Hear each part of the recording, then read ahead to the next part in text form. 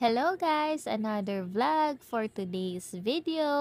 So ayan, aalis na naman kami and tingnan nyo na lang kung saan kami pupunta. Wow! Wala naman. What is that? Hello, mommy. Hello, baby. Hello, mommy. Hello, Skibidi Toilet. At ayan, andito na nga kami sa sementeryo para dalawin yung kapatid ng aking asawa na namayapa na.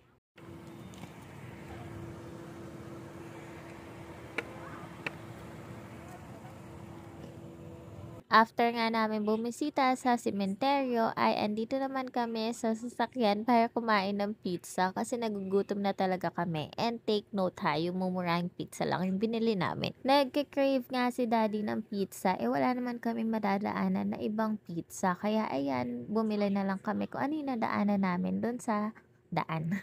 After nga namin kumain ay syempre magsisimba kami. Ito yung hindi mawawala sa aming routine, ang magsimba. Kahit nga malilikot yung mga anak namin sa simbahan ay importante ay nadadala namin sila sa simbahan para maturuan silang magdasal. Actually nga si baby na lang talaga yung malikot sa simbahan dahil si Kuya Jace ay tahimik na lang sa simbahan at nakikinig na lang siya. Pag hindi na nga namin kayang kontrolin yung kalikutan ni baby at minsan maingay kasi talaga siya, ayan, pinapakain namin siya ng kahit ano para lang matahimik at makakapagdasal kami ng maayos. At pagkatapos namin magsimba ay palagi kaming dumidiretso dito kila nanay at tatay. Pag andito nga sila ay anlikain sila. Ayan, kung ano-anong merienda at kung ano-ano yung binibili nila sa tindahan. May tindahan kasi si Nanay Yoli at kung ano-ano nga yung kinukuha nila palagi doon sa tindahan. At ayan nga, pagkatapos nilang kumain, ayan, nakikipaglaro din sila doon sa mga bata doon. Minsan lang sila makapaglaro ng ganyan sa labas kasi nga hindi naman sila lumalabas ng bahay. Kaya ayan, sobrang saya nila pag nakakalabas sila. Pag umuwi kasi kami dito minsan kila nanay ay wala ding mga bata sa labas. Kaya ayan, sinamantala nila yung paglalaro. Fast forward na nga ulit, ayan, kinabukasan na to at andito kami sa bahay at kumakain kami ng ice crumble. Narinig kasi ni baby na dumadaan yung ice crumble. Akala niya ice cream. So ayun, tinawag niya. Pero ayun, hindi pala ice cream at ice crumble pala. Pero okay lang sa kanila kasi masarap naman daw. Partida nga dahil may mga ubo pa din kami and ayan, nanginginain na naman kami ng malalamig. Good luck talaga sa atin mga anak.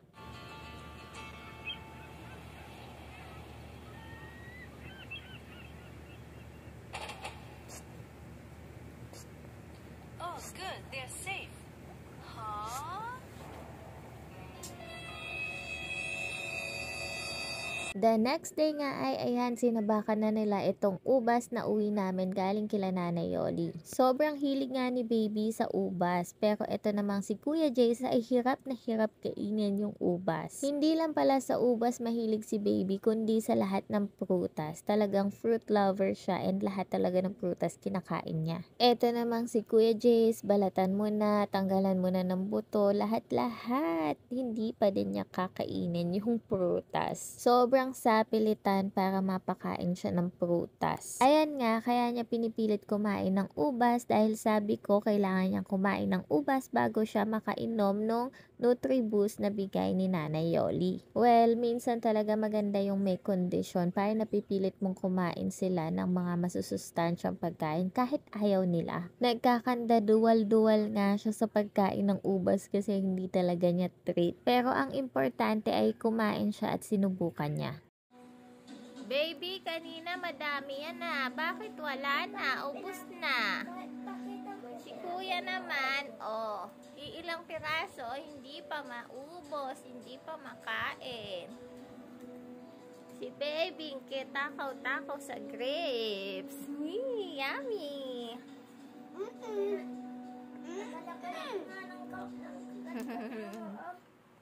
Thank you.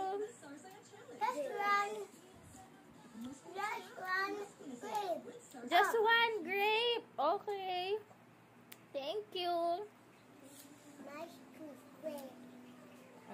Sige, sa'yo yan. Takaw mo na, ubus mo yan. Grabe, takaw mo. Breakfast, sinangag, Pritong talong, pritong kamote, and egg. Yummy! Kain tayo!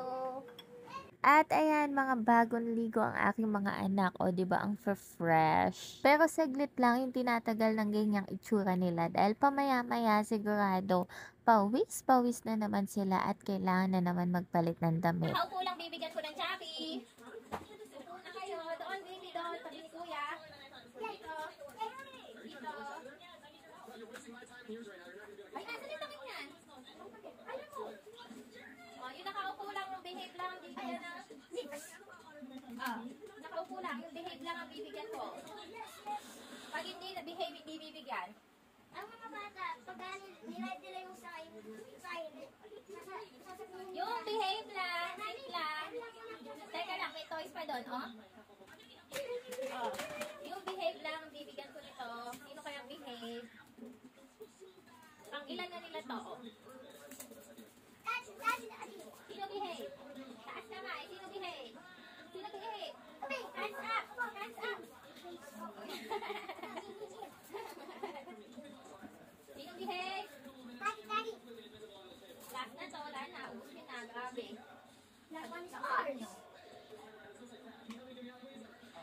Wait lang. Nakasit lang. Nagbibigyan ng top. Hey, don't keep mine. Nice.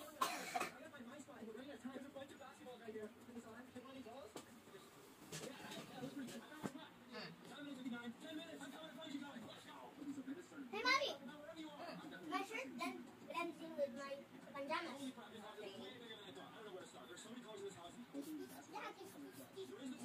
Black yung shorts mo. What color yan? Red. Very good. Black. Ako dami. Dali, kiss mo ako dami. Pagi kawagi. Kiss mami dami. Ikaw kiss. Dami. Dami. Wah. More. More pa. Opa. More pa.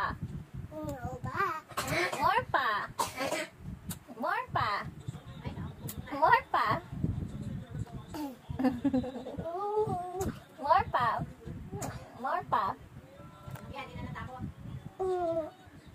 Wala nga akong pakulo ngayong Halloween, kaya naisipan ko na lang na gawan sila ng costume. Last year kasi ay pinictorial ko sila, pero wala silang costume nun, basta pinictorial ko lang. Hindi pa din sila nakakapag trick or treat kasi nga hindi ko naman sila nasasali sa ganon. So ayan, gumawa na lang ako ng logo ng Superman. So makikita nyo mamaya kung para saan yung logo ng Superman na ginagawa ko. Etong red na colored paper nga ay dinrawingan ko lang ng logo ng Superman. Tapos ayan, kinakat ko na yung logo mismo para idikit ko siya sa yellow na colored paper. Yung kay Jace nga lang yung gagawin ko dahil yung kay Baby ay may naka-prepare na ako. Yung costume kasi ni Baby ay si Luffy ng One Piece. So, yung red na polo lang niya, tapos nakabukas, tapos yung maong na shorts. Ganun lang naman si Luffy eh. Tapos may yellow na tela sa bewang niya. Kung meron nga lang damit si Jace na Superman ay hindi ko na kailangan gumawa ng logo na to. Pero dahil wala ay gumawa nga ako ng logo. At ayan, after ko nga idikit sa yellow paper ay gugupitin ko lang din. Tapos ididikit ko lang to dun sa blue na t-shirt ni Jace.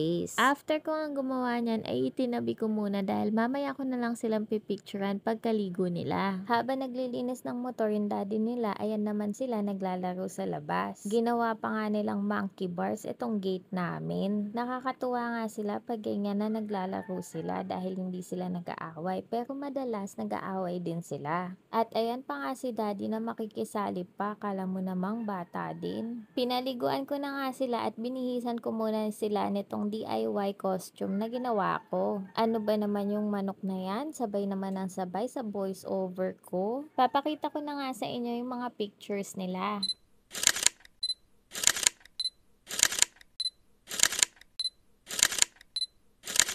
Aalis na naman nga kami at pupunta naman kami dun sa sementeryo sa San Antonio. Doon naman kami dadalaw na sementeryo. Nakakalungkot nga at hindi na din namin nadadalaw si Papa dun sa sementeryo niya dahil sa Maynila kasi siya nakalibing. Ginabi na nga din kami sa pagpunta dito sa sementeryo. At ayan lang, dito ko natatapusin ang vlog ko. Salamat sa panonood!